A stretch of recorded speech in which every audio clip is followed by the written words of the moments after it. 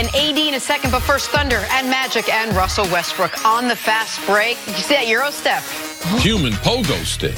Look at Russ, man. The Thunder, if you tell me right now Warriors don't make the finals, I mean, they will, but if they don't, Thunder might be are right having there. some fun. And they're fun to watch. Absolutely. So is Giannis. Oh, no. You see, he pokes it away from Blake Griffin. Eric Bledsoe leads the break. Fall on the ground. Drops the dime back to Giannis. This was not surprising. What was surprising? Look at Blake. 2 minutes into the basketball game, Giannis spotting up from the corner. Water from three. Up in that 17% from three he's shooting this year. Oh, yeah, but he's shooting them, though, Nick. What'd I tell you? Why don't your boy Ben Simmons take some of that advice? Lakers and Sixers and Brandon Ingram. What a night. Come down, dunk all over Corey Brewer. Another one of your guys, Nick. You and him on the same fitness program. Body by Kool-Aid. Brandon Ingram, Body by Chipotle. career high 36 on only 20 shots. That trade value ticked up just a little bit, B.I. Nice game, and Corey Brewer. Body by Chipotle. Yeah. Body by Chipotle and Black and Mild. Nick, a little drawing to blank? I would love nothing more except for a delicious Black and Mild. There we go. Yesterday it was reported that the Bucks, Raptors, and Knicks are joining the list of teams interested in trading for Anthony Davis. So, CC, the best fit for AD in the Eastern Conference is blank. Oh, we're going Eastern Conference. There's a couple spots he would look good at. People think, man, going north of the border, they might have something special. They were to get him up there with Kawhi. I know Giannis, man, the Greek freak, and him. That would be a match hard to build, duplicate in the NBA. But New York, let's go. Let's do it, New York City. AD, best in the East. Let's get AD here because I know he would attract at least one more star. That's what I was going to ask you. You think it wouldn't just be the Pelicans North where it's AD and nobody. You think either Durant or Kyrie would come join him this offseason. Yeah. I am going to go north of the border. Milwaukee would be really interesting. Milwaukee can't make the trade work. The Raptors, they've got Pascal Siakam, they got Anunoby and Valanciunas to make it work. They also have some picks. And here's the thing with Toronto, if they were to trade for Anthony Davis. If Kawhi decides to stay, which is unlikely, but maybe more likely if they get him, then you've got a dominant team. If Kawhi decides to leave and you say, okay, how good can we be? You could trade Anthony again this summer. Trade for him now and try to make a run for the title. Just like you rented Kawhi. Except get 90 cents on the dollar back for him. Well, whatever that.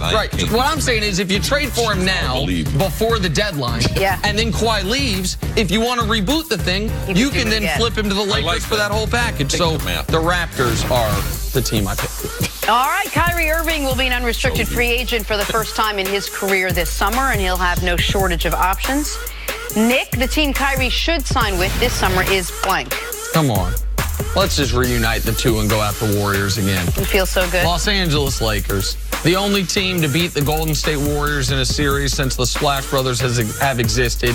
Look at these two guys. They miss each other. They were such a perfect complement on the court. Los Angeles Lakers is the answer here. So I guess when Kyrie, when he called LeBron, he called you too. No, and you forgave him. I was never mad at Kyrie. You are a liar. I thought Kyrie made some public steps, and I didn't like the flat Earth stuff. LeBron don't have his own show, but he got Nick right. What are you talking about? I just call New York City. I call it like I Kyrie, you know you're a Jersey kid. You need to stop this. Apologize. New York, yes. I don't know what you're talking about. I feel like you're defaming me on the show. Kyrie, come to the Knicks. That's what he wants to do. You've apologized to LeBron. You got that right. Move on. On to the NFL now. Yesterday, Tom Brady said this. His teammate Rob Gronkowski and Tony Gonzalez are the two best tight ends in NFL history. High praise from Brady. All right, what do you think, Nick? The best tight end of all time is blank. Also the greatest Kansas City Chief of all time, Tony Gonzalez. 111 career touchdowns. That's 8th on the all-time list. Top 3 in multiple receiving categories behind only Jerry Rice and I think Larry Fitzgerald in one of them. I understand he was a receiver playing tight end, but on his Football Reference page it says tight end. To me, the answer is Tony Gonzalez, and there's a clear separation between he and everybody else with respect to our colleague Shannon Sharp and everyone else. Yeah, well, Tom Brady, I know he knows a certain amount of the NFL history is 99 years, but there was a time in California they had a tight end, Kellen Winslow Sr., and you talking about duplicate numbers. 5 catches, 60 yards a game. Only 2 in NFL history could do it. Legendary as far as what he brought to the tight end position. Not only his durability, his consistency. One of the greatest sets of hands of a guy that you ever want to be able to meet. So he changed the game for me as far as tight ends were concerned. And that averaging for his career, as Steve mentioned, I don't want it to be glossed over, 5 catches, 60 yards a game. The only other person on that list is Travis Kelce, and Kelce might not end his career on that list. He's still in his prime. And for Winslow to do it in the era that he did it, which wasn't as open as this, didn't have the rules as this, like, it's really, really impressive and shouldn't be forgotten. I think it's a great pick. All right, let's finally talk Super Bowl running backs. Todd Gurley and Sonny Michel were college teammates at the University of Georgia. So, CC, the UGA running back most important to their team winning the Super Bowl is blank. I'm going to say Todd Gurley, and I'm going to say it for a different reason. Forget about his running ability. His ability to be able to affect what Bill Belichick and them, what they're trying to commit to the line of scrimmage.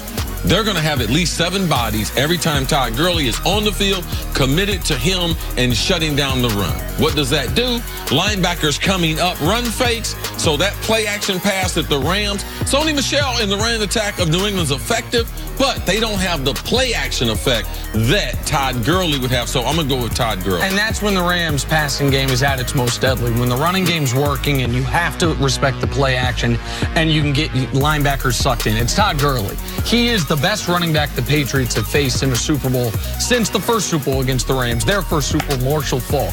He is a superstar player, and for the Rams to be able to pull off the slight upset as their slight underdogs, I believe it is incumbent upon Todd Gurley that he looks like the Todd Gurley from the first 3 months of the season, not the Todd Gurley we've seen recently. So I also say Todd Gurley. Yeah, and the Patriots do it with 3 backs trying to get that productivity, running, catching. Todd Gurley against those linebackers of the Pats, I like that matchup. All right, good stuff. Take a break. Coming up, Tom Brady gives his thoughts on LeBron James. That's next on First Things First. Back to you. And Jenna, I'm disappointed in you. In me? No, first, because you are a bad influence on Nick. How? Now you got Nick lying. Just like your kids.